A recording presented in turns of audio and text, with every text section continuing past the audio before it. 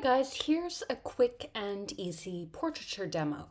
So we're going to be mapping out the features of the face. You can screenshot this reference if you want. The main things we're going to be looking at are the inner corners of the eyes and the sides of the nose, and the pupils with the sides of the lips. We're going to identify the line of action, which is the line that goes through the middle of the eyebrows down through the middle of the bottom of the lip. That's going to show us what direction the face is going in. We're also going to identify the center line. Now that's the line that goes in between the two eyes.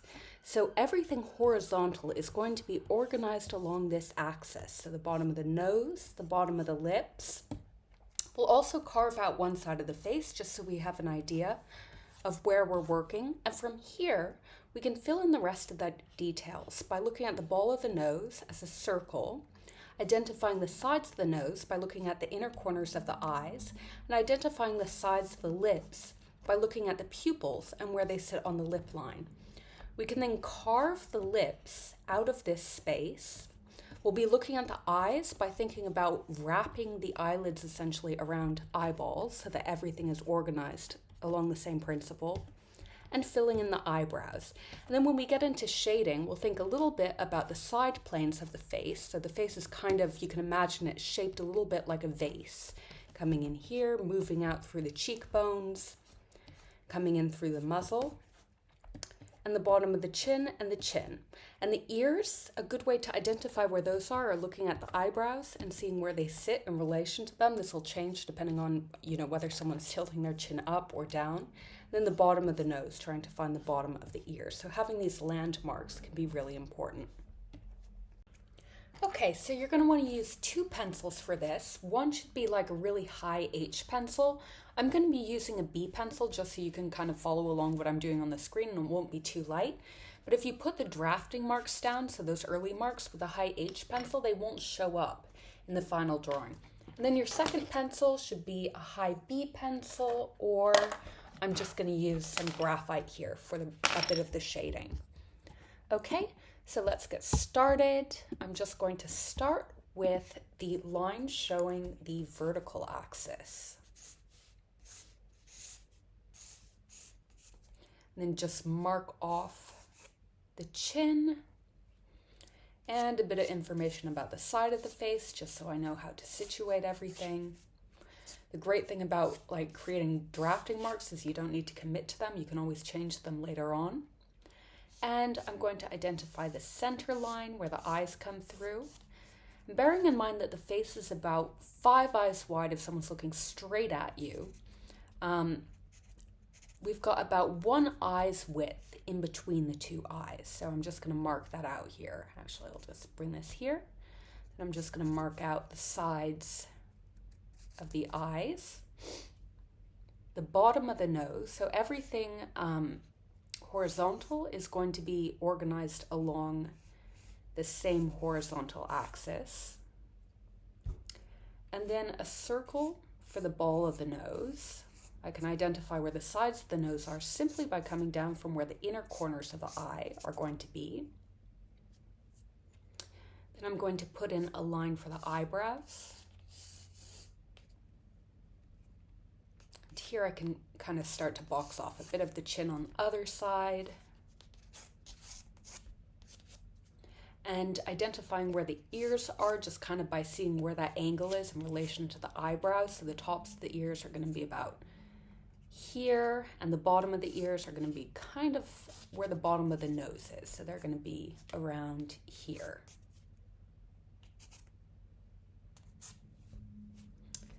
And I'll just put in a bit of information about the sides of the face.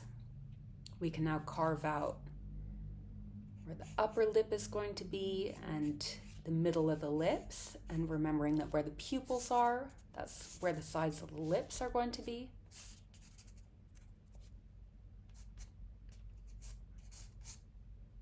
I'm just going to bring this chin down a little bit. I think it's going to be a bit further down. Marking off the top of the head. And the neck. Now for the eyes, we're going to be arranging everything around the kind of shape of the eyeball. This will help keep everything organized. So I'm just going to mark out some of that shape and also identify where the tops of the eyes are. So with faces, it's all about symmetry. So you do want to make sure that everything is aligned on the same axis. Now I can come in with shading. You can shade however you'd like, but a quick way of shading is to think about the volume of the features. So things like the eyebrows, for instance, where you have hairs, are going to tell you a lot about the volume structure of the face. So I'm just going to start with the eyebrows. So these lines are telling me about what the volume of the face looks like a bit. And then with the eyes, so let's get the inner corner of the eye and just wrap the eyelid around the shape of the eyeball.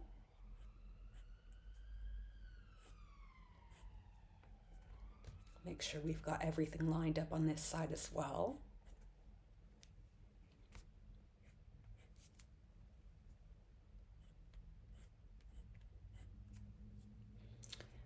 And we also want to make sure that the upper eyelids are fairly well organized, so we want them to be roughly along the same plane. And I'll just mark out the iris. For the iris, you can kind of think about what the negative space of the whites of the eyes are. That's a good way to just situate them, and then blocking out a little bit of a highlight on the pupil. So I want to just make sure there's a little highlight there. Moving on to the nose. The nose is super important because it tells us a lot about the shape of the face. It sits on two different planes of the face, so if we get the nose right, we get a lot of the personality right. And one thing to remember is nostrils are usually a lot smaller, the darker part, than you think they are. So you don't want to overdo it with the nostrils. And now we can sort of carve out the sides. Everyone has very different noses, so getting this shape is important.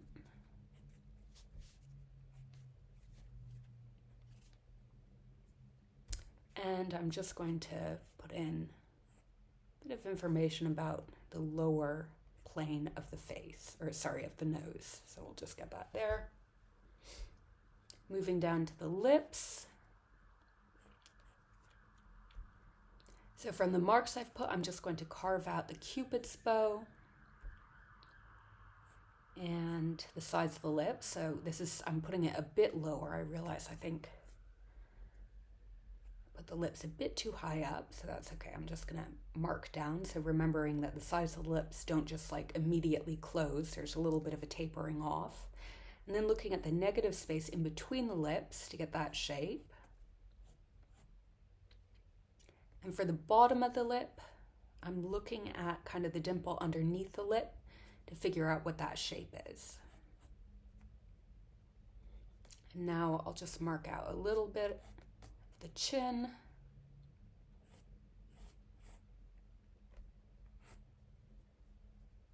And I can sort of solidify the angles on the sides of the face.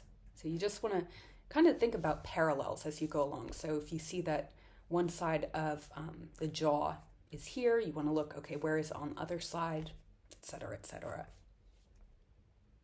Now we can mark off the rest of the face.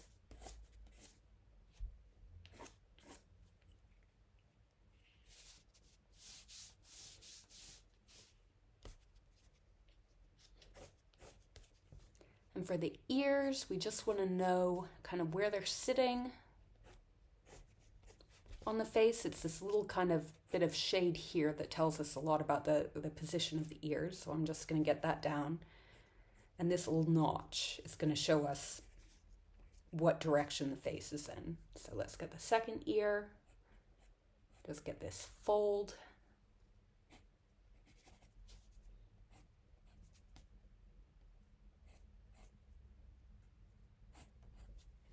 And then for shading, I'm going to think about the volume of these shapes. So just going to start in on the sides of the nose. Let's get bottom plane of the nose down.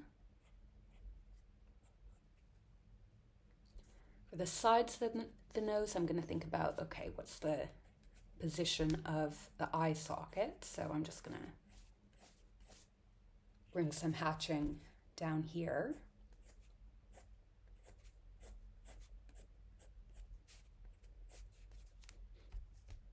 Can bring this up. So you can shade this any way you like. You don't need to kind of, focus on volume. It's just a quick way of getting a portrait down. And it can be helpful if, you're creating a draft for a longer painting later. And for the lips, I'm just going to get that little indentation in the middle, and then just kind of think about the volume of the lips with my hatching.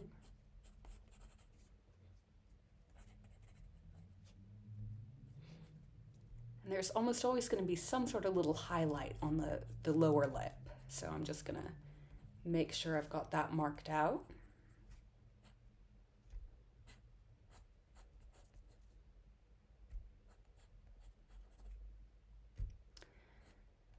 Now just a little bit of that dimple underneath the jaw.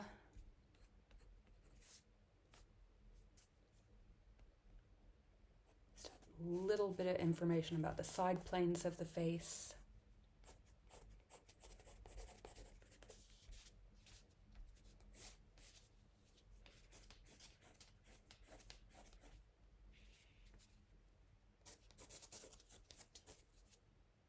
And we can kind of see some hair here, so I'm just gonna kind of lightly fuzz.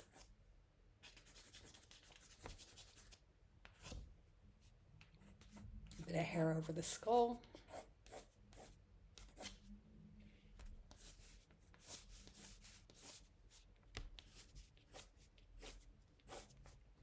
think these eyebrows could probably use some work. I'll just fill these out a little bit so that there's that nice kind of angle where the side plane of the face hits. And then when it comes to the eyes, you can put as much detail as you'd like. With the eyelashes, you do want to be careful because you need to remember eyelashes are going to be in perspective wherever you look at them. So that's a very complicated shape because they're coming almost straight at you. So if you put the eyelashes down, you do want to just bear in mind that they're going to be in perspective. And often they're not going to be as kind of perfect as the reference I'm using. They're going to be kind of clumped next to one another. So you just want to make sure that if you're going to do the eyelashes, you get the perspective right. Otherwise, you can just, kind of fuzz a little darker area on the top of the lid instead of just doing the entire eyelash. And then I'll color in a bit of the iris here.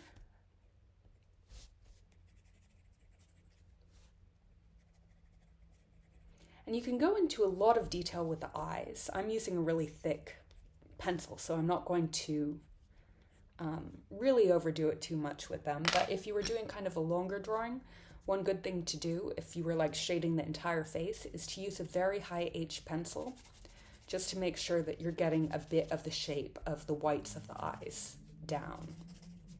But not necessarily, if you're not putting too much shading down as in this drawing. Let's see if there's anything else. I can put in a bit of information about the eye socket. So I'm just kind of being judicious in the direction of the pencil marks I'm putting down. And you really don't want to overdo it. I'm kind of moving towards overdoing it land, so I'm just going to slow down a bit here. And then she's wearing this kind of top, so I'm just going to get some information down there.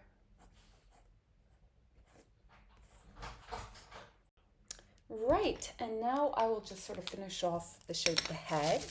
I don't know where my pencil went, so I'm just going to use this.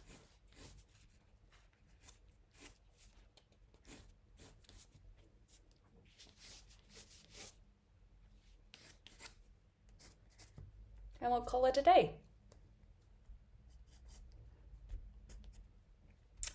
I say that as I add a little bit more detail. There's always sort of more to add, but you want to be careful, you're just kind of applying an even amount of whatever detail it is that you're adding across the face when you shade.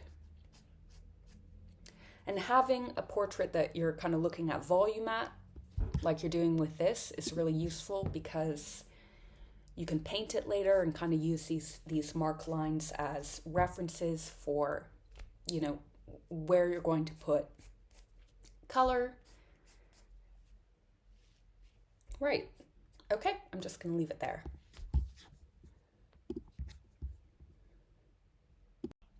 So I hope this is a bit helpful, this portrait demo. The things that I would recommend remembering, and you can use this for faces of all different angles, is simply the space between the eyes, also inner corners of the eyes, the inner corners of the nose. That's a really helpful thing to use as a landmark, and pupils with the corners of the lips.